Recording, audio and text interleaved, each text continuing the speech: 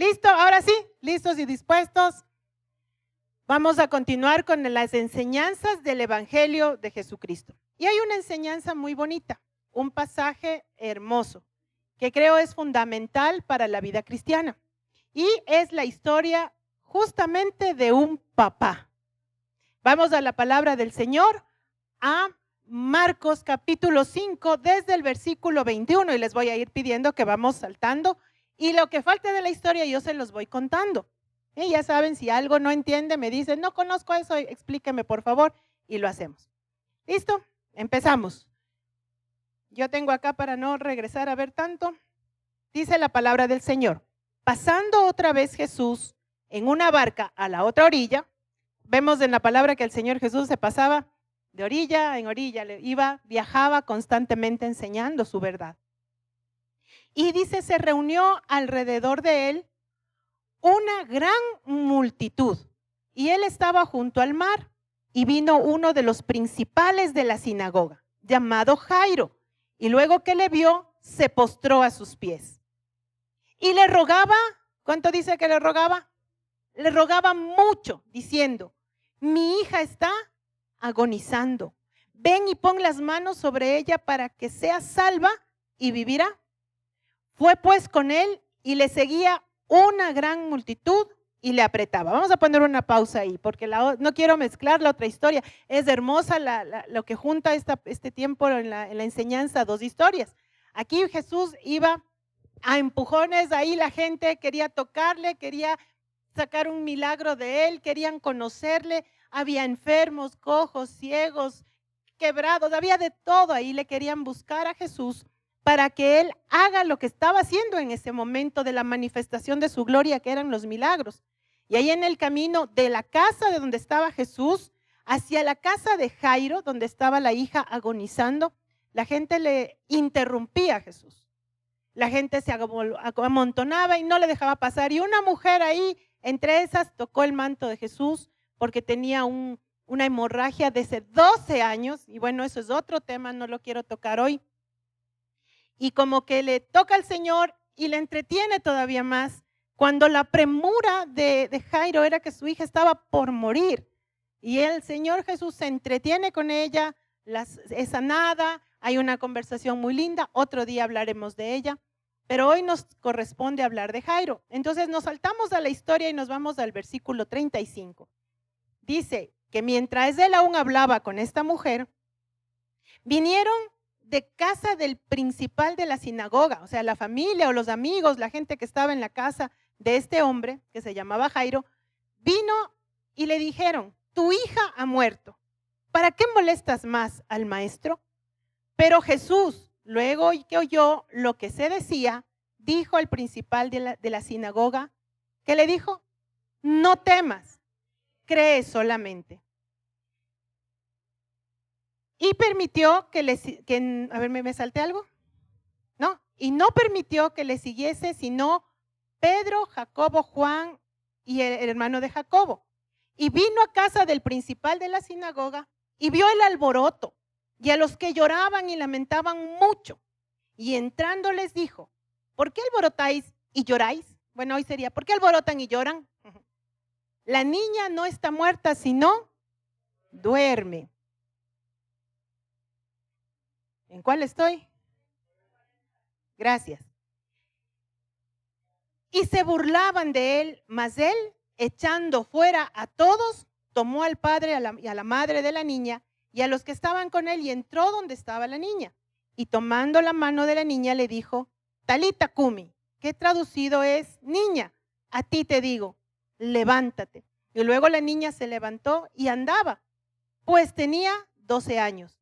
Y se espantaron grandemente. Esta es la historia.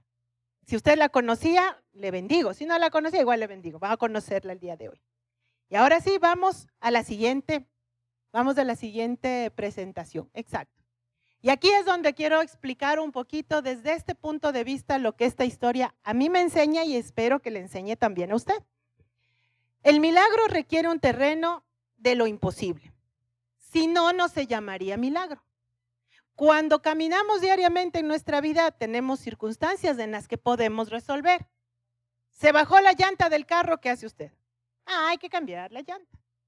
¿Y qué pasó tal o tal situación? Que se olvidó el niño el cuaderno en la escuela, ¿qué hay que hacer?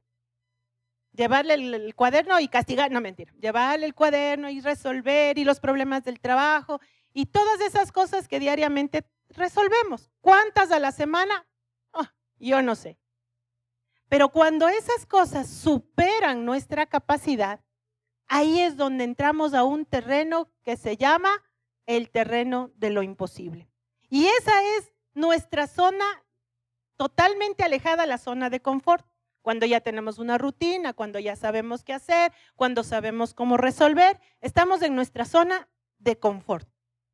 Pero cuando nuestro Padre Celestial nos saca de esa zona de confort, y les aviso, Dios es especialista para sacarnos de la zona de confort. ¿Sabe por qué? Porque los milagros, lo imposible, el momento crítico, es la zona de confort de Él. Porque Él es Dios de imposibles. Entonces, cuando usted le dice al Señor, Señor, yo quiero verte, quiero ver tu gloria, Señor, muéstrame tu poder, ¿qué le estamos haciendo? Una invitación para sacarnos de nuestra zona de confort y pasar a su terreno de confort, a donde Él sabe y solo Él sabe lo que se debe y lo que se tiene que hacer. Esta es la zona de lo imposible. Es el terreno exclusivo de nuestro Señor Jesucristo. Ahí es donde Él es glorificado. Sabemos que nuestra vida está en sus manos. Por supuesto, yo sé que usted como buen cristiano cada mañana pide la bendición al Señor y sabe que al final de la noche todo lo bueno, lo malo, lo difícil ha estado en su mano y que Él está en control. Por supuesto. Eso lo sabemos a veces aquí. Pero para vivirlo y experimentarlo tenemos que salir de la zona de confort y pasar a este terreno de lo imposible. Y el milagro requiere un terreno imposible, definitivamente. Ahora, en esta historia que nosotros vimos, encontramos un catalizador. Un catalizador es algo que detona la acción de otra cosa. Y este catalizador fue un hombre que estaba dividido entre dos mundos. Ahora permítanme contarles un poquito de Jairo. Dice que era el principal de la sinagoga. ¿Qué era la sinagoga? La sinagoga era un lugar de reunión de los judíos, de los israelitas, bueno, judíos básicamente. Ellos tenían, en Israel había el templo, donde se presentaban los sacrificios. El templo, usted ha visto de pronto en imágenes, y si no, permítame contarle, el templo tenía tres áreas. El patio de los gentiles, donde todo el mundo se reunía.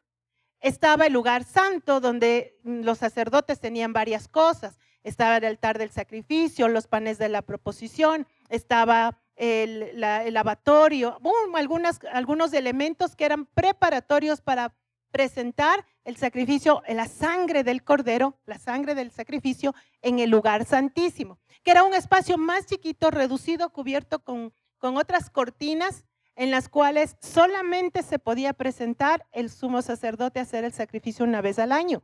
Y si el sumo sacerdote no entraba digno, pues capaz que ahí moría. Pero si el sumo sacerdote cumplía con todos los requisitos, ahí se podía presentar el sacrificio. Ese era el templo. Y era un tiempo específico para ir al templo. Pero la sinagoga eran los lugares en los que se leía la ley, los principales de la sinagoga, y había funciones, había encargos, había oficinas, había toda una estructura para poder llevar este conocimiento a todo rincón del lugar de Israel. Entonces había sinagogas en diferentes lugares y había encargados en los diferentes lugares. Y en esta sinagoga, el encargado, uno de los principales, o sea, el que tenía uno de los encargos principales era Jairo. Entonces él tenía conocimiento de la ley, tenía conocimiento de las costumbres, de las tradiciones, era el jefe de ahí, ¿sí? Era el principal de la sinagoga. Y se había pasado ya la voz de que había uno por ahí que todo el mundo decía que era el Mesías, unos decían que era un profeta, y empezaron a recibir noticias de Jesús. Y como ya estaban ellos sintiéndose amenazados por la presencia de Jesús, dieron una orden. Y la orden fue dada diciendo que el que mencionaba que Jesús era el Mesías tenía que ser expulsado de la sinagoga. Y eso fue escrito, firmado y reconfirmado. Entonces vemos a un hombre que tenía un rol principal en la sinagoga de Capernaum. Él tenía entre sus cosas unas tradiciones, dentro de las tradiciones, y de hecho eran basadas en la Biblia, en lo que había sido escrito por Moisés. Cosas como estas. No se arrodillará delante de ningún hombre. ¿Estaba correcto? Por supuesto. Acordémonos que ellos tenían la historia de Daniel, de los tres, de Sadrach, Mesach y Abednego. Me acordé de los nombres, bien. Sadrach, Mesach y Abednego, esos tres israelitas que estaban en cautiverio en Babilonia y levantaron la imagen de Nabucodonosor gigantesca y dijeron, se arrodilla todo el mundo, y el que no se arrodilla, como dirían los colombianos, pailas. O sea, les iban a matar, iban a ser echados en el foso de los leones. Y esa historia es maravillosa. Y Israel sabía y conocía que no podían arrodillarse ante nadie que no sea su Dios. Pasaron por todo lo que fue Egipto, todo el cautiverio en el Egipto, la esclavitud, y aprendieron con creces lo que implicaba no ser idólatras. Entonces ellos se la sabían bien. Y en su posición, él no podía admitir ponerse de rodillas delante de un hombre. Entonces ellos sabían de Jesús, ellos no tenían la información de nosotros, que nosotros tenemos hoy, que Jesús es Dios, que Jesús murió en la cruz como hombre, como verdadero hombre, pero tenía su característica como verdadero Dios. Dios mismo sacrificándose para que el hombre no tenga que morir por causa de sus pecados, el justo por los injustos. Toda esa información la tenemos hoy, pero ellos no, él no lo sabía. Pero también era la persona que recopilaba los testimonios de la gente, recopilaba la información y empezó a inquietarse y decir, a ver, comparemos, este Jesús está haciendo las cosas que las profecías dicen. ¿Será que es él? ¿Será que es el Mesías prometido? No, pero el Mesías venía a ocupar el trono de David. Este no es un rey, este es el hijo del carpintero. Y había un conflicto en su corazón, en su mente, en su interior. Así como muchas veces nos pasa a nosotros, ¿no? Ay, los hermanitos fanáticos que van a la iglesia, que Jesús todo el día, pero ¿qué tiene ese Jesús? Yo tengo cosas prácticas que vivir en la vida y a mí que Jesús me va a resolver. De pronto se puede pensar así, tener una disyuntiva. ¿Será que debo ir a la iglesia? ¿Qué sentido tiene? Si yo tengo que seguir viviendo mi vida, ¿qué de bueno hay ahí? ¿Qué tal ese Jesús? No le conocían como nosotros hoy le conocemos y aspiramos a conocerle mucho más. Entonces este hombre también tenía este decreto. Imagínese lo que es para él tener esta disyuntiva. Si él aceptaba que Jesús es Dios y corría a él a causa de la enfermedad de su hija que la estaban llevando a la muerte, perdía el trabajo, perdía la posición, lo perdía todo. Eso era la situación de Jairo. Él estaba ávido de saber qué hace Jesús y escuchaba el barullo de la gente y escuchaba que ya había sanado por ahí a un ciego, que había levantado a un paralítico, que sanaba a los leprosos, que Jesús estaba haciendo un ministerio poderoso, pero él perdía su posición. En cambio, el padre desesperado, ¿qué pensaba? Su única hija estaba agonizando. La evidencia, los enfermos sanados por Jesús, el grito diario de salvación, los testimonios que llegaban donde él. Entonces él hace algo que solamente la desesperación de una persona puede llegar a hacer. Corrió a los pies de Jesús y le rogaba, como leímos, mucho. O sea, estaba en la playa, dice que el Señor estaba en la orilla, ¿no? Llegó a la otra orilla y ahí delante de todita esa gente, él se lanzó a sus pies y gritaba y le rogaba mucho. Ahora, imagínense lo que pasa con la mentalidad religiosa y la mentalidad que nos podría detener ante la capacidad de rogar a Jesús por cualquier evento. El enfoque, por ejemplo, en la mentalidad religiosa es amar la gloria de los hombres. Jairo no era el único de la sinagoga, no era el único de los sacerdotes, de los principales de ese tiempo, que conocían que Jesús cumplía las profecías, que Jesús era el Mesías. Ya estaban dándose cuenta, pero para él no le importó su posición, pero para otros sí les importó su posición. No es que yo no voy a perder mi posición, mis relaciones, mi trabajo, mis ingresos. Yo no voy a perder por causa de Jesús. Lindo Jesús, qué bueno, que siga sanando, pero yo no voy a perder mi posición.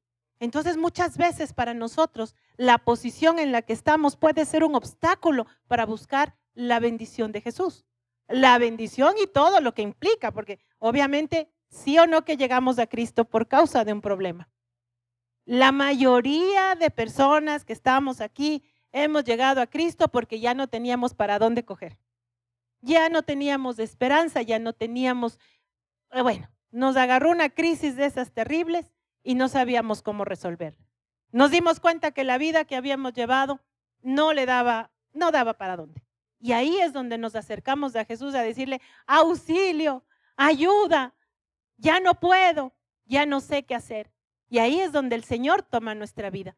Y en ese momento es donde nos importa muy poco que nos vean, que nos critiquen, bueno, nos importa muy poco. La verdad, yo tengo claro el recuerdo, yo les he contado, yo me fui entregando a mi Cristo de a poquito, ¿no? Primero yo entendí que tenía necesidad de un Salvador. Yo no sabía dónde me iba a morir, dónde me iba a ir cuando muriera. Y decía, no, yo no soy buena. Yo segurito me voy a la quinta paila. Ojalá sea calientita. Pero no tenía la magnitud de lo que implica una eternidad de sufrimiento y aflicción. La palabra del Señor lo dice. Y cuando entendí, dije, hay una manera de salvarse a pesar de lo que yo soy, a pesar de todos no les voy a contar porque no les interesa, todos mis pecados, mis errores, mis fallas. Y miren que ya mi mamá me había llevado a la iglesia, pero me entraba por aquí y me salía por acá. No daba testimonio de lo que era vivir en Cristo, porque no le conocía. Oía de él, pero no le conocía. Cuando entendí frente a una catástrofe en mi vida, de que yo lo había hecho mal, me recuerdo haberme caído al piso llorando y diciéndole, la desgracié, Señor. En verdad hice mal. Todo lo que he hecho hasta ahorita no ha sido más que error tras error, caída tras caída, y tu palabra dice que debería estar de gloria en gloria y de victoria en victoria. ¿Qué hacemos, Señor? ¿Qué hacemos si no entregarte mi vida, entregarte mi corazón? No me levanté y todo fue maravilloso. Me levanté en paz y a empezar a afrontar todo lo que me vino hasta ver la gloria del Señor. Pero eso implicó muchísimas cosas. Renunciar a muchas amistades, que yo les quería hablar de Cristo y me decían, ay, calla, ridícula. Y me rechazaron. Yo no las rechacé, me rechazaron. Y dije, ok, Señor, si esto tiene que pasar, pues gracias, sigo orando por ellas. Y así fue pasando muchas cosas. Tuve que afrontar una quiebra de un negocio. Sí, así fue, el Señor permitió. Qué malo Dios cuando debe prosperar a sus hijos. No, es que era necesario porque mi corazón amaba el dinero. Y yo no es que tenía mucho dinero, yo les he contado. No necesariamente ama el dinero quien tiene mucho dinero. De hecho, yo no tenía mucho dinero, pero todo lo que pasaba por mi mente era en función de signo de dolaritos. Mi esposo me decía, vámonos a comer algo. Híjole, ¿cuánto va a costar? Y no nos va a alcanzar. Ay, no, mejor no. Y así fui entendiendo que el dinero era algo a lo que yo amaba. Algo que yo amaba. Si no podía dar un regalo con alegría de corazón porque ya el corazón me dolía porque... y eso era amor al dinero. Y así muchísimas cosas fue el Señor sanando, sanando. Otra cosa que tuvo que el Señor enseñarme, a depender de Él, a depender de su amor, a depender de la llenura de mi corazón, no depender del amor de mi esposo, del amor de mis hijos. Obvio, me gusta que me amen, es lindo, se siente bien bonito, pero aun si ellos me faltaran, tengo motivo para vivir. Y bueno, así me fue el Señor formando y así tocó ir soltando todo lo que no me era necesario, todo lo que ocupaba su lugar, toda la posición en la que yo me había afirmado para que el Señor tome ese lugar, y créanme que ha valido la pena. Así le pasó a Jairo. Él soltó la gloria de los hombres para aferrarse a amar la gloria de Dios. También tenía una postura, él caminaba con orgullo. En las películas nos ayudan a ver, ¿no? Cómo era la vestimenta de los principales de las sinagogas, de los sacerdotes, de los fariseos, de los saduceos. Cada uno tenía sus distintivos distintos, eso estuvo muy feo, ¿verdad? Cada uno tenía algo que le distinguía. Eso hay que editar eso también. Entonces, caminaban con orgullo porque pasaban ellos y todo el mundo decía, wow, esos son sacerdotes, él es Caifás, el sumo sacerdote.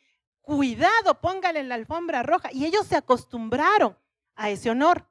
Y no es que ellos sean terriblemente malos, todos nos acostumbramos. Dígame si a usted no le gusta que le honren.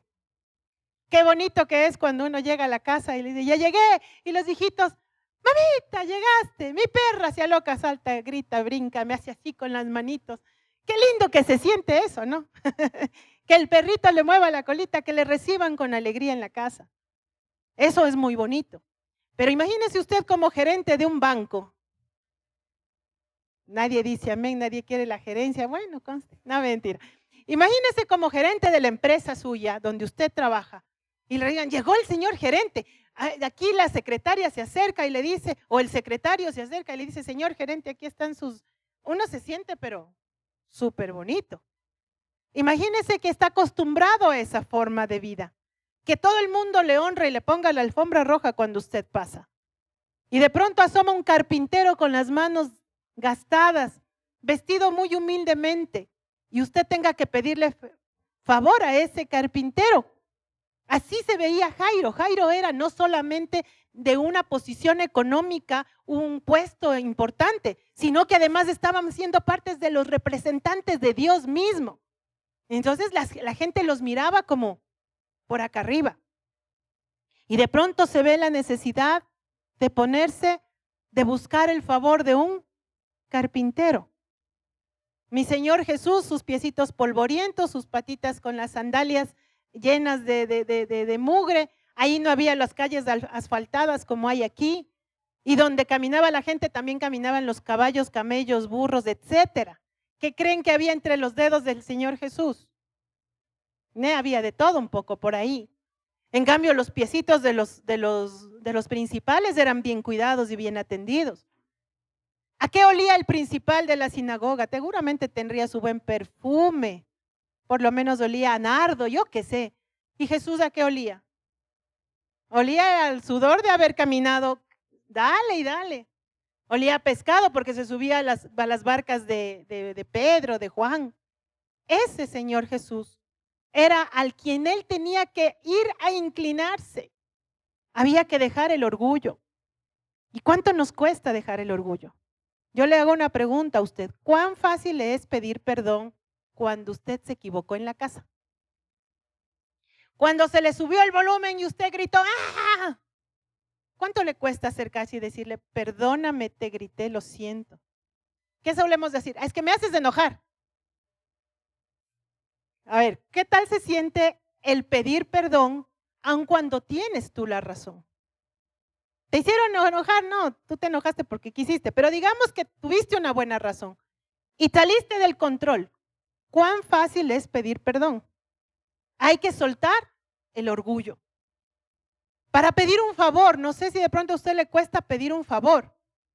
Y se le une el cielo y la tierra, es que toca pedir un favor. Imagínese a Jairo tener que rogarle a Jesús que vaya a su casa, siendo que públicamente se iban a enterar todo el mundo que él estaba reconociendo a Jesús como Mesías. Le implicaba que le voten de su posición. Tenía la necesidad o la opción de ocultar sus temores y aguantarse para no ser expulsado. O tenía la posibilidad de postrarse en humildad radical ante Jesús. Postrarse en humildad radical quiere decir, Señor, yo no soy capaz ni de respirar sin ti. Yo no soy capaz de perdonar si tú no me ayudas a perdonar. No soy capaz de amar a mi familia como mi familia necesita ser amada. Porque una cosa es como su familia quiere y otra cosa como su familia necesita. Y ahora que estamos como los papás, no somos capaces de ser los padres que nuestros hijos necesitan. Necesitamos que Jesús nos enseñe a ser papás. Y si usted está jovencito y tiene hijos chiquitos, le ruego, por favor, le suplico que en clamor y lágrimas le diga, Señor, enséñame a ser papá, enséñame a ser mamá, porque cuando uno se da cuenta que necesitaba de Jesús y los hijos criados y uno dice, Señor, ¿y ahora? Perdón por lo que se hizo mal, ayúdales a que ellos sean mejores padres de lo que fuimos nosotros. Sobre todo si no tuviste un ejemplo de padre o de madre. Porque cuando tuviste una mamá o un papá que te enseñó, es más fácil imitar por lo menos lo que ellos hicieron, lo mejor posible. Pero si no hubo un papá, una mamá, ¿cómo vas a ser padre o madre? Tienes que pedirle auxilio al único que sabe más que tú, y ese se llama Jesucristo. Ahora nosotros es más fácil, ¿no? Vemos a Jesús lo que él es, grande, poderoso, fuerte. Pero Jairo, para él era un hombre que hacía milagros, pero tuvo que aprender a rendirse por completo, renunciar al terreno de la iniquidad. Él estaba en un ambiente que querían matar a Jesús. Él estaba trabajando en una empresa, por decirlo de alguna manera, que estaban haciendo planes para matar a Jesús. Cuando una persona se rinde a Jesús, va a pasar esto. Va a tener que dejar ese ambiente de iniquidad. Y le cuento que no va a ser una cosa difícil, porque cuando Cristo llega a ser dueño de la vida de una persona, de dentro de la persona, nace una necesidad de salir de ese círculo. Le pongo un ejemplo para que sea más fácil. Si usted es una persona mal hablada, que de pronto de las 10 palabras que dice en una frase, 7 son malas palabras, entonces se le hace normal. Pero cuando Cristo viene al corazón suyo, cuando Jesús, usted se rindió por cualquier situación que haya sido, por necesidad, por lo que sea, ya no va el corazón, ya no le va a ser tan fácil decir tantas malas palabras. Ya adentro le va a quemar. Y no va a ser como suele pasar. En la casa no digo malas palabras porque me caen. Pero salí de la casa y ahí sí, entre la mente de los amigos, suelta cualquier cosa. No, ya el Espíritu Santo que está dentro de usted le va a hacer sentir mal que esa boca suelte tanta maldición. Porque además de eso le va a hacer saber el Espíritu Santo que de la abundancia del corazón, así sabemos, ¿no? De la abundancia del corazón abra la boca. Entonces, si salen puras malas palabras, pura cochinada del corazón, de la boca, ¿qué quiere decir que hay en el corazón? Entonces somos conscientes de que hay un ambiente de iniquidad que no es agradable al Señor, que no va acorde a ese rey que vive que habita, que camina en un ambiente de milagros. Entonces no es compatible la iniquidad de este hombre, la iniquidad de un corazón lleno de maldad, lleno de cosas desagradables, de cosas contrarias a él, no es compatible con el rey que camina en medio del ambiente de milagros. Entonces, solito del corazón del hombre, del corazón de la persona, se va rechazando ese ambiente de iniquidad. Entonces, hay necesidad incluso de salir y de renunciar a cosas fuertes. ¿Qué tal si el sustento suyo es un bar, por ejemplo, o un prostíbulo, más radical?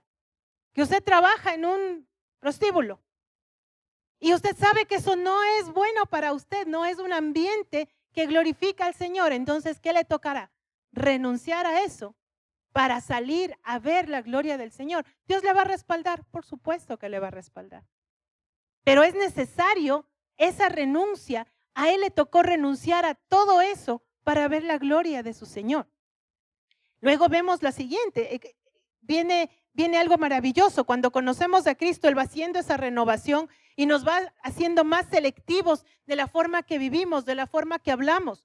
Porque yo sé que cada vez que usted viene acá, se pone la ropa más bonita, se pone la ropa más adecuada para la iglesia, entra diciendo, buenos días, Dios le bendiga. Bendiciones, hermano. Pero cuando sale a la calle a su diario vivir, ¿se comporta igual que aquí o tiene una doble vida? Entonces, si hay una doble vida, seguramente falta ese encuentro con Jesús.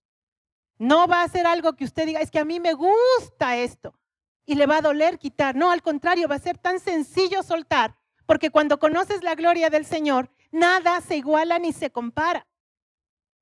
¿Qué era para Jairo mejor? ¿Quedarse como principal de la sinagoga o ver una resurrección? ¿Qué es lo que le pasó a su hija? ¿Qué era lo más importante para él en ese punto? Bien, vamos a ver qué le pasó a Jairo. Jairo está en la orilla del mar poniéndose de rodillas delante de Jesús, clamándole mucho a Jesús, perdiendo su posición porque donde Jesús iba siempre había espías a ver qué andaba haciendo. Y cuando vieron a Jairo, la consecuencia que Jairo se iba a mandar encima era la expulsión de la sinagoga, pero no le importó, se puso de rodillas. Luego ya Jesús le dice, vamos a tu casa. Jairo dice, aquí vamos. Empezó el milagro, el milagroso, el rey, Jesús va a hacer algo por mi hija. Vamos rápido porque agoniza. Y de pronto viene la multitud.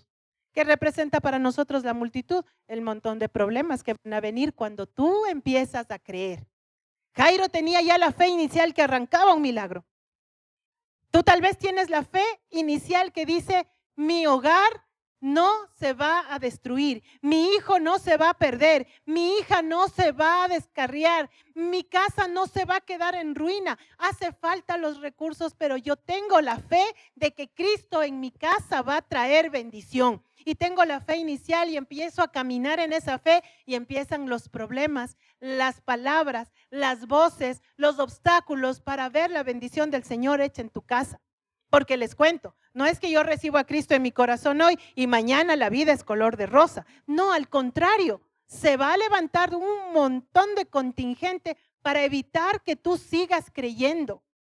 La gloria del Señor no la detiene nadie, pero tu fe sí puede ser detenida. Y ahí se cruza, yo me imagino a Jairo, vamos Señor, camina Jesús y la gente queriendo tocarlo. Y Jairo, mi hija, Señor, vale. Y de pronto una mujer que va le toca al Señor. Yo a ratos pienso que Jairo, al momento en que esa mujer fue sanada, habrá pensado, ya se le quitó todo lo que era para mi hija.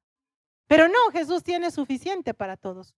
No sé si a ti te ha pasado que escuchas de una persona, estás enfermo y escuchas de aquí que alguien dice, a mí me sanó el Señor, estaba con cáncer y Dios me sanó. Y escuchas del milagro y dices, gloria a Dios, aleluya, qué maravilla. Pero dentro de tu corazón dices, ¿y por qué a mí no? Y qué lindo lo que cuenta, pero para mí, yo llevo orando años y aún estoy así. Esas son las cosas que pueden poner obstáculo a ver tu bendición. Y luego Jairo dice, espérame un ratico. Necesito tu ayuda, Mauricito, corre. Perdón. Pongan pausa, cortes comerciales.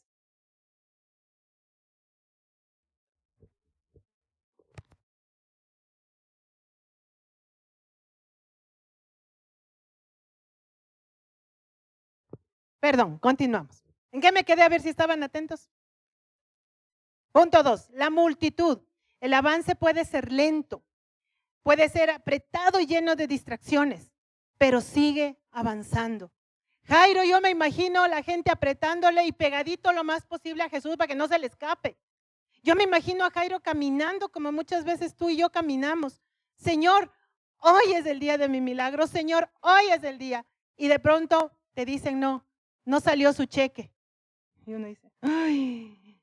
Y el dueño del departamento le dice, ¿qué fue el arriendo? Y dije, mañana me dan el cheque, perdóneme, un día más. O ya empieza a esconderse, ya no contesta el banco, porque ya le empiezan a cobrar. Y uno dice, un día más. Y va donde el cliente y le dice, págueme. No, es que verá, para fin de mes está su pago. Y usted dice, Dios del cielo, ayúdame, sosténme. Y parece que todos los tropiezos se vienen y todas las circunstancias se ponen adversas. Eso le pasó a Jairo, distracciones. Y luego viene y Señor se pone a sanar a otra persona. Y el Señor se pone a sanar a otra persona. Vamos a continuar rápidamente. Y ahí viene el dilema del milagro ante la peor noticia. Ya llegaban y sale alguien de la casa y le dice, se murió. ¿Cuántas veces a ti te ha venido esa noticia? Se murió. No estoy hablando de una muerte de una persona, porque la muerte de una persona, dice el Señor, que no es el fin de la historia. No estoy hablando de la resurrección específicamente de un ser humano. Estoy hablando de la resurrección de tus deseos, de tus sueños, de tus anhelos, de los propósitos que Dios tiene en tu vida. De aquellas cosas que dices, ya parece que aquí se murió, se rompió la relación, ya no hay esperanza. No hay otra palabra que se mueva en la casa sino divorcio. No hay otra palabra que se mueva en la casa sino desconexión, rencor, odio, resentimiento. No hay otra cosa que se mueva en la casa sino falta de esperanza, ya no hay camino. Ya no, ya la relación con tus hijos se rompió, ya ni siquiera puedes hablar con ellos. Ya lo único que oyes es portazos, ¡pum! Se cerró la puerta. Lo único que hay es gritos, peleas, ¿qué? Yo no sé qué cosas podrás estar viviendo. Y cuando escuchas esa última palabra, me voy, dentro de ti es como escuchar, Jairo, esta noticia. Se murió. Ya no hay que hacer nada. Ya no molestes al maestro. ¿Crees tú que Jesús se molesta porque tú le sigas insistiendo? Al contrario, Jesús dice en su palabra, clama a mí y yo te responderé. Yo sé que me vas a decir, no, pero eso no dijo Jesús, eso dijo el Señor en el Antiguo Testamento. A ver, ¿quién es Jesús? Él mismo dijo, el Padre y yo, uno somos. Así que cuando el Padre Celestial estaba en la creación diciendo, hágase la luz, ¿quién estaba con él ahí? Padre, Hijo y Espíritu. No dice en Juan 1, dice en el principio era el verbo y el verbo era con Dios y el verbo era Dios. ¿Quién es el verbo? Jesús. Así que cuando estoy hablando de que dice buscadme y viviréis, Jesús dice buscadme y viviréis, sí. Ah, no, pero fue el Señor en el Antiguo Testamento donde no estaba Jesús. No, o sea, olvídate, es el Padre, el Hijo y el Espíritu. Y si Dios habla, Jesús ha hablado. Y si Jesús habla, el Padre ha hablado. ¿De acuerdo? ¿Estamos de acuerdo en eso? Para que no me corrijan teológicamente. Bien, no molestes más al maestro. No molestes más al maestro. Si él dice que cuando hablaba la gente le dijo del juez injusto, le dijo, ¿cómo no hará él, Dios tu Padre, a los hijos que claman a él día y noche? ¿Cuándo? Día y noche. ¿Cuándo? Día y noche. Jairo le rogaba mucho. Esa palabra mucho no sé cuánto fue. Uno se imagina 2 veces, Señor, sana a mi hija, Señor, sana a mi hija. Pero ¿cuánto será mucho? ¿Cuánto es mucho para ti? Señor, pero yo oré ayer y hasta ahora nada, 24 horas y no has hecho nada. Ya no creo en ti, me voy de la iglesia, no vuelvo más. Le rogaba mucho. Le rogaba mucho. Entonces ahí dice, tu hija ha muerto. 2 opciones, desmayar y decir, ya no, maestro, disculpa la molestia, ¿sabes qué? Anda nomás a seguir sanando a esta bola de gente, yo ya perdí la esperanza. ¿Y qué pasaba con eso? El resultado lo hubiera perdido todo. Pero tenía que seguir creyendo. El Jesús le dijo, ¿recuerdan la palabra? No temas, cree solamente. Y uno dice lo contrario a la fe, ¿cuál será? La incredulidad. Cuando no conoces a Cristo, cuando eres un ateo, porque de pronto eres o de pronto fuiste, ahí es lo contrario a la fe, es la incredulidad. Pero yo no estoy ante gente incrédula. ¿Usted cree en Dios? ¿Sí? ¿Usted cree en Jesucristo? ¿Usted cree en la obra del Espíritu?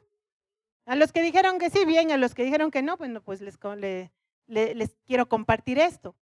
Si usted siendo creyente no cree en algo, le da duda en algo, ¿será un incrédulo? No. ¿Sabe cuál es lo contrario dentro de la fe cristiana? Lo contrario a la fe, ¿sabe lo que es? El temor. Por eso el Señor le dice, no temas, sigue creyendo. Quiere decir que siendo usted creyente, lo que no le va a permitir creer en algo, un evento, un hecho, no es la incredulidad, es el temor. Es que si no funciona, ¿qué va a hacer? Es que si yo hablo de un Dios poderoso y tengo un montón de problemas, no me van a creer. Entonces aquí es el temor. ¿Qué tenemos miedo? De que no funcionen las cosas. Entonces por eso no pedimos. Por eso muchas veces nos quedamos en medio camino. Entonces ahí, para seguir creyendo, tiene que ignorar la noticia terrenal, tiene que escuchar la voz de Jesús, tiene que dejar de temer y seguir creyendo. Y eso es lo que el Señor nos dice hoy.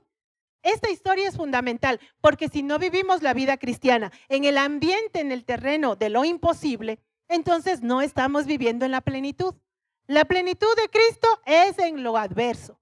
Ahí es donde tenemos plenitud. Así que prepárese, porque solamente en ese terreno vamos a ver las cosas imposibles que dan gloria a Dios. ¿Amén? Uy, está dormida la iglesia, pero bueno, vamos a seguir.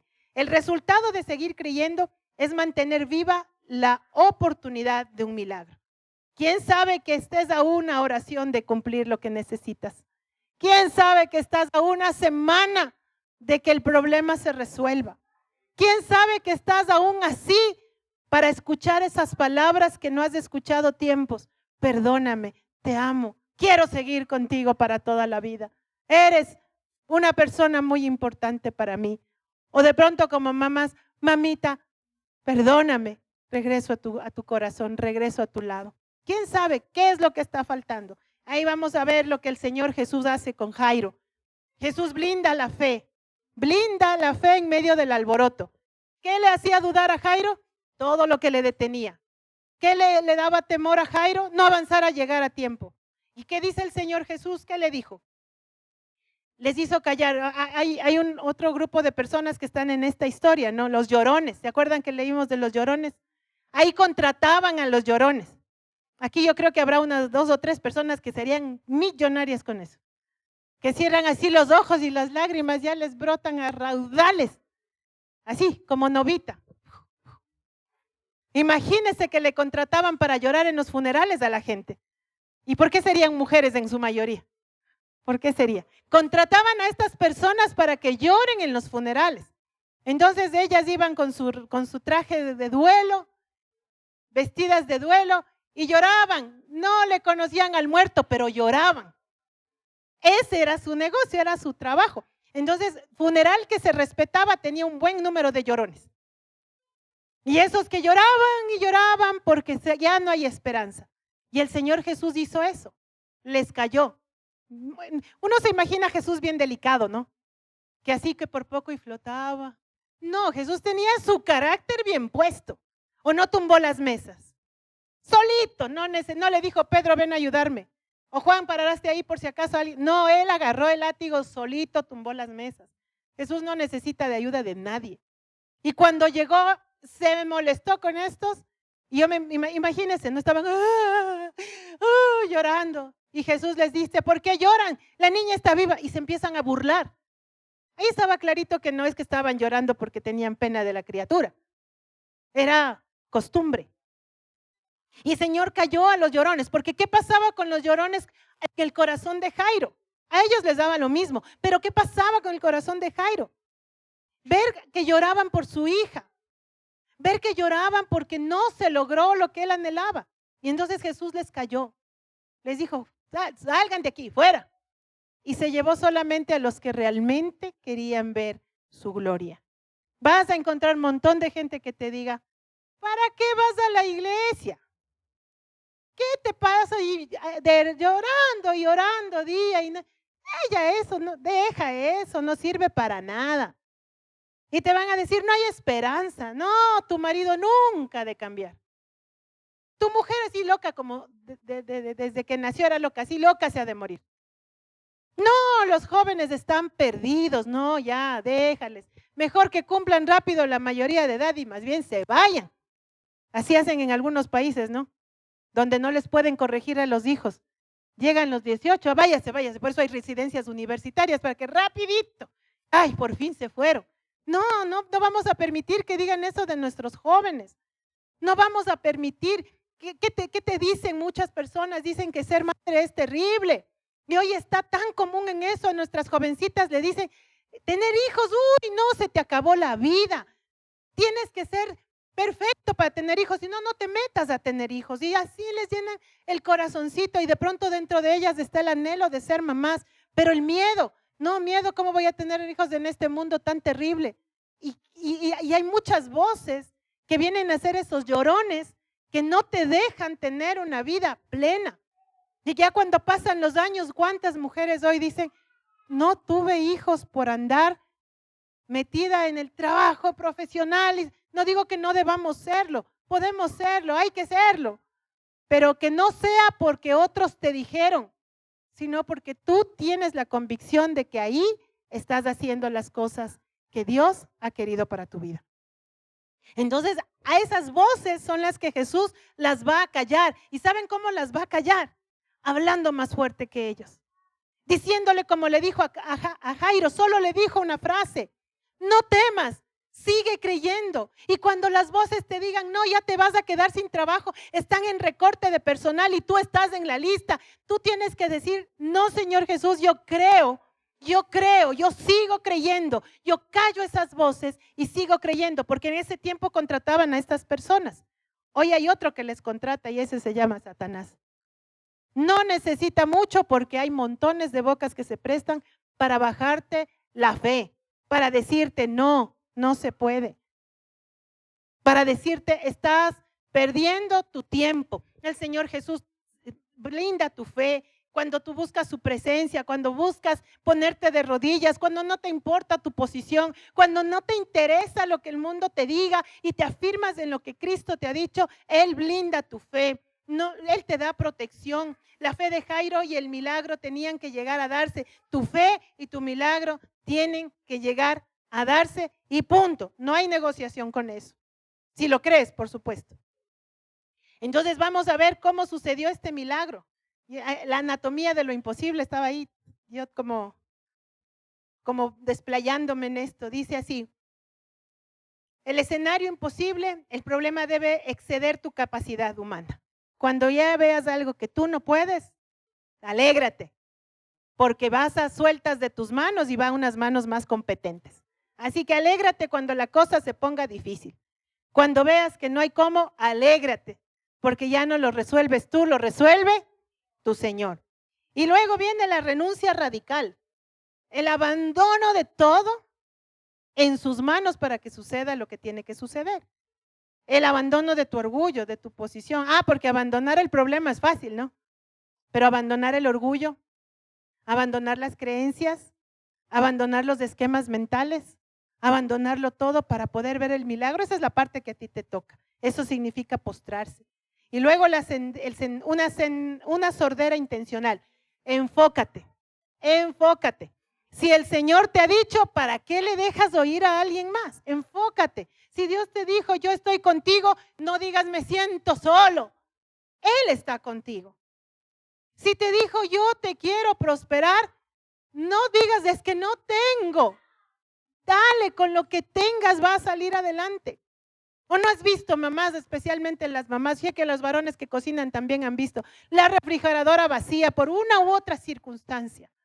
Y abres y dices, Dios mío, ¿y ahora qué hacemos de comida? Y de pronto, con un huevo, un arroz y una lata de atún, armaste almuerzo para todos. ¿Sí o no?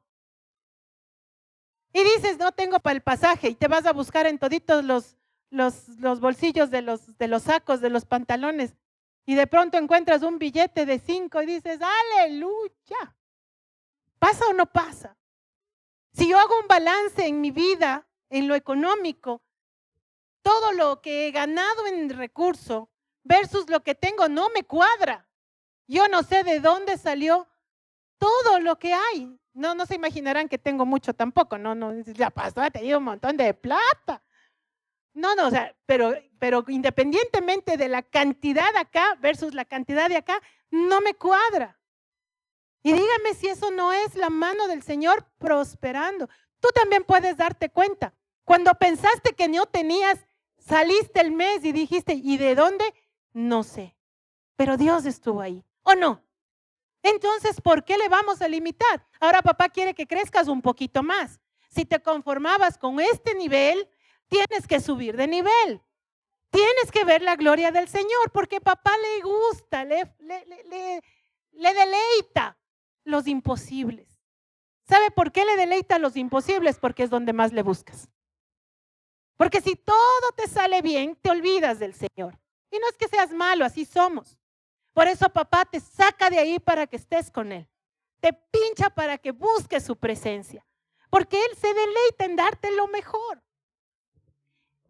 Te olvidas de los burladores, te olvidas de todo eso porque tienes que ver la gloria del Señor.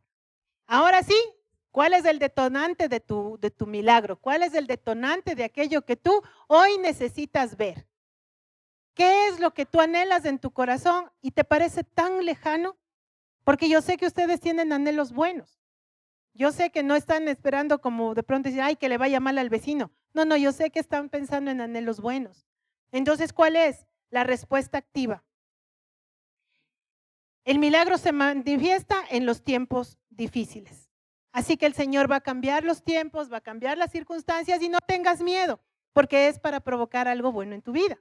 Luego, te dice el Señor, si Él te ha dicho que pidas, ¿qué tienes que hacer? Pedir. El Señor quiere darte muchas cosas, quiere darte bendiciones, pero dice el Señor, tienes que pedir. Si no pides, ¿cómo te va a dar?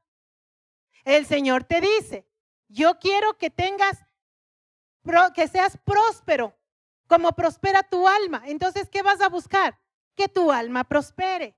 Entonces, ¿qué vas a tener que soltar? La amargura, el pleito, la contienda, el desánimo, vas a tener que soltar. Y si no puedes, vas a correr a su presencia. Señor, sácame esta tristeza, sácame del corazón este dolor, sácame del corazón esta negatividad.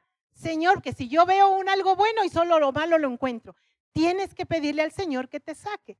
La voluntad del Señor es que te quiere dar buenas cosas, pero tienes que buscar su reino. O sea, es tan sencillo. Dice que las añadiduras te alcanzarán. O sea que tú no vas a tener que andar buscando de dónde. El Señor te va a proveer de todo, pero busca su reino. Si no buscas su reino, ¿cómo te va a dar las añadiduras? ¿Es sencillo o no? Es súper sencillo. Ponte de acuerdo con el Rey de Reyes y Él te va a dar todo lo que necesitas. El Señor ha dicho, Él suplirá todas tus necesidades conforme a las riquezas en gloria en Cristo Jesús. ¿En dónde tienes que estar?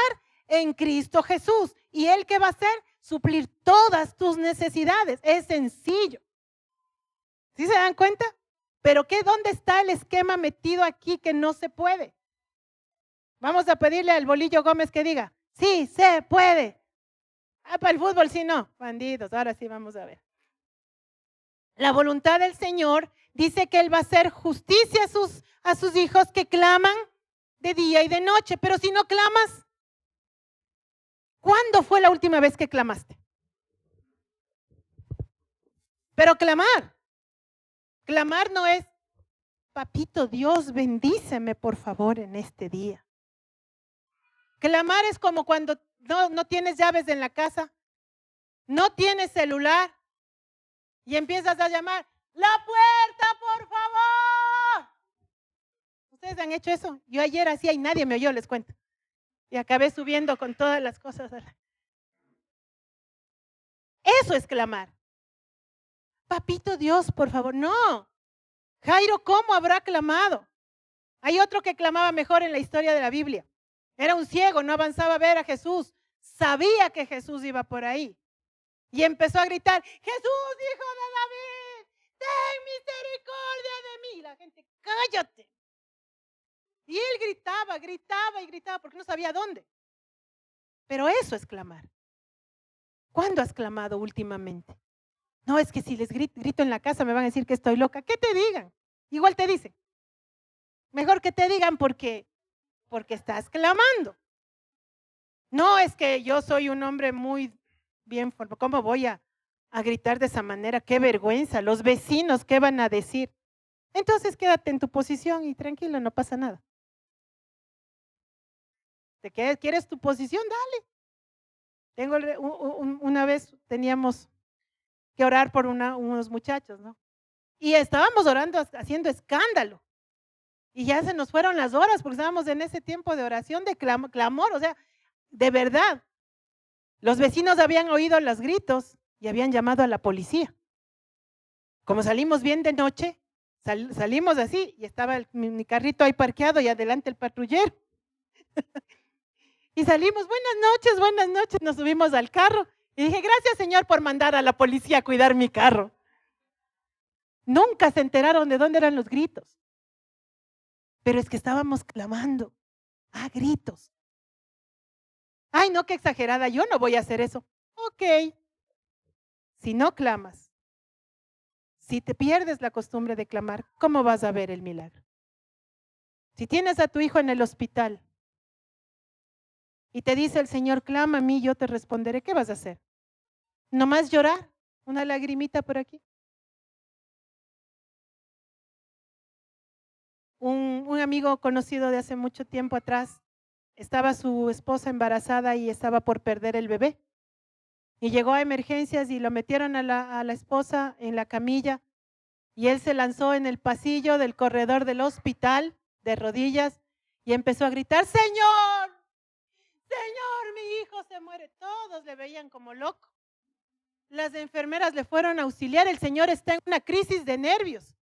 Démosle un calmante porque aquí se muere la esposa y él también va a tener aquí una crisis. ¿Y qué pasó? El Señor escuchó esa oración y ese bebé vivió. Y vivió la esposa porque le decían uno de los dos o los dos no sabían cómo iba a ser. Clama a mí y yo te responderé. Hay un video muy bonito que nace una criaturita muerta y le ponen en el pecho de la mamá y esa mujer empieza, Señor, habla en portugués, ¿no? Señor, mi hija, Señor, y empieza a clamar y los médicos le veían, le filmaban y ella lloraba y clamaba y de pronto la nena, clama a mí y yo te responderé.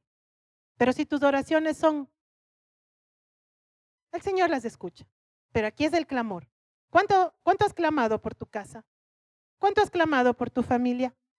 Si de la misma forma que gritan en la casa peleándose, clamarían en oración, ¿cuánta diferencia habría? ¿O no? Porque para gritar y pelear en la casa y jalarse los pelos y lanzarse los platos, sí hay fuerza. Y ahí sí no hay vergüenza de los vecinos. Pero ¿por qué nos avergonzamos como cristianos de clamar al Señor?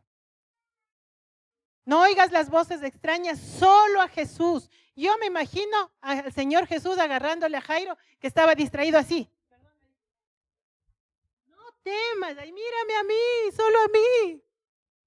Así me imagino, yo no sé, que Jesús le estaba diciendo, mírame a mí, solo escúchame a mí.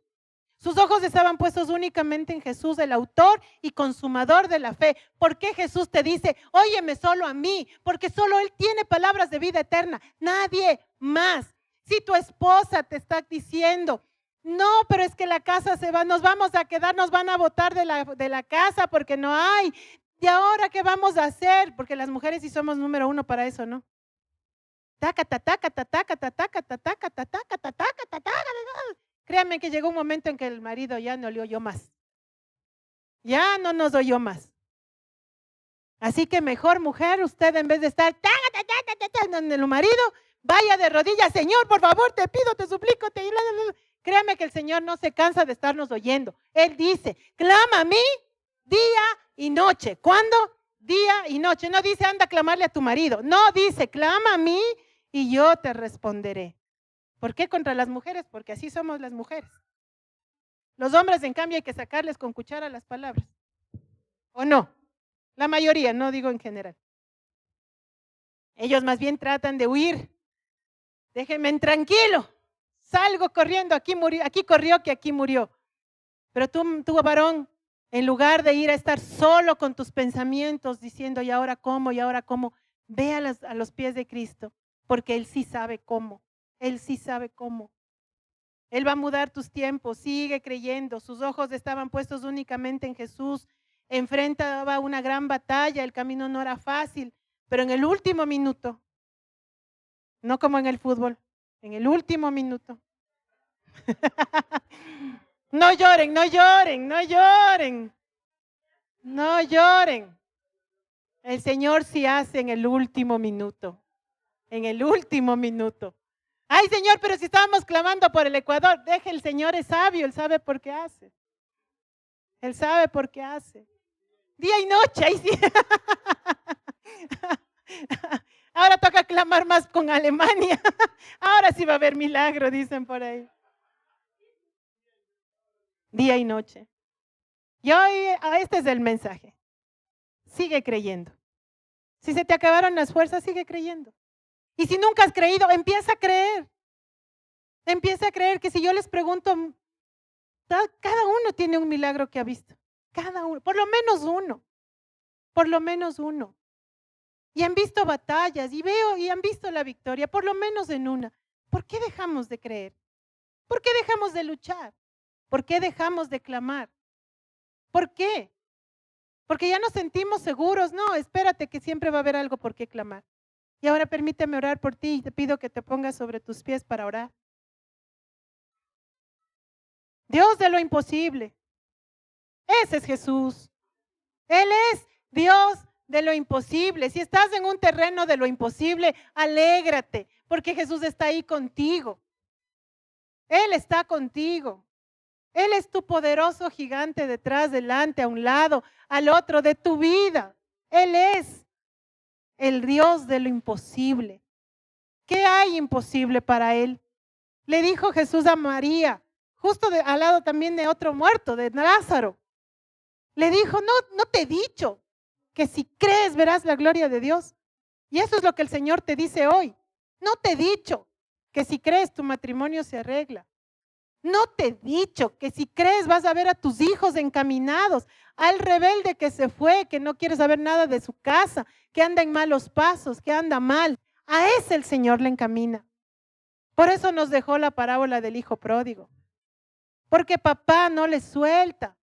No le va a soltar, no te suelta a ti. Está seguro en sus brazos. Uy, eso fue para que nos despertemos. Cierra tus ojitos. Mira, no cierras los ojos por mí, es para que no te distraigas. Yo sé que todos tenemos un imposible.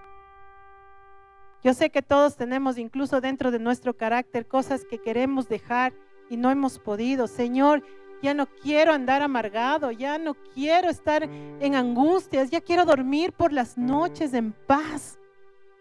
Ya quiero, Señor, y no he podido. Dile al Rey ahí lo que tú ves en tu corazón. Y quiero pedirte que no oigas a nadie más, sino lo que Jesús dice. Él dice, si crees, verás la gloria de Dios. Sigue creyendo, no temas, sigue creyendo. ¿Habrá algo imposible para Dios? Si dejaste de clamar, hoy haz un compromiso con el Señor. Dile, yo voy a partir de hoy a volver a clamar, a volver a poner mis rodillas, porque es necesario que mi casa sea tomada por ti, que haya orden en mi vida, que mi soledad, que mi amargura, Señor, se termine. Yo la pongo delante de ti, renuncio a mi posición, renuncio a tener temor de lo que dirán los demás. Yo te quiero ver a ti, glorificándote como con la hija de Jairo. Yo te quiero oír a ti que me dices, no está muerto, no se ha terminado. Aún hay esperanza. Él es el especialista en encender la llamita de esa velita que se está por extinguir. Él la enciende de nuevo, le da vida. Él es el único. Jairo lo entendió. Ahora habla con papá y dile, Señor, yo quiero entender lo que entendió Jairo. Que tú, Jesús, eres el único. Que no hay otro más que tú. Quiero entender lo que entendieron los apóstoles, tus discípulos, cuando vino el Espíritu Santo sobre ellos y tuvieron poder para ser tus testigos. Yo quiero entender lo que implica que tu Santo Espíritu tome mi vida y me transforme. Dile al Señor, yo quiero ser el padre que mis hijos necesitan. Quiero ser la madre que mis hijos necesitan. No lo que ellos creen ni quieren, ni lo que yo creo y quiero, lo que realmente necesitan. Eso solo lo puedes hacer tú. Un milagro, Señor. Preséntale al Rey tu petición, como lo hizo Jairo. Preséntale, dile, Señor, esto es mi imposibilidad, esto es mi imposible, agoniza, está por morir, Señor, ayúdame, ven a mi casa, ven a mi casa, te necesito, Jesús. Y esto te pido porque te creo. Suelto todo temor en el nombre de Jesús. Quiero verte a ti. Quiero verte a ti, Jesús. Padre bueno, yo oro por tus hijos en esta mañana y pido tu favor y tu misericordia. Quita todo temor de los corazones. Toma sus vidas, papá, toma la mía. Llévanos a ese terreno de la imposibilidad donde tu gloria se manifiesta. Y no permitas que tengamos temor de caminar por los imposibles, porque si estás tú, no hay de qué temer. Si tú estás conmigo, no hay de qué temer, Señor. Mis ojos verán el milagro, verán la resurrección de mis sueños, verán la resurrección de mis anhelos. Así quiero que cada uno de tus hijitos vean la resurrección de sus anhelos. No importa si pasaron los años. Caleb tenía 80 años y dijo: con esta mi fuerza tomaré lo que me fue prometido. No importa si estoy grande, si soy joven, si soy un niño, si soy alguien que apenas te conoce. Yo creo que tú puedes. Y hoy quiero escuchar tu palabra. Dile al Señor: solamente te quiero escuchar a ti. Y tú me dices que no tema, que siga creyendo. Sigo creyendo, Señor.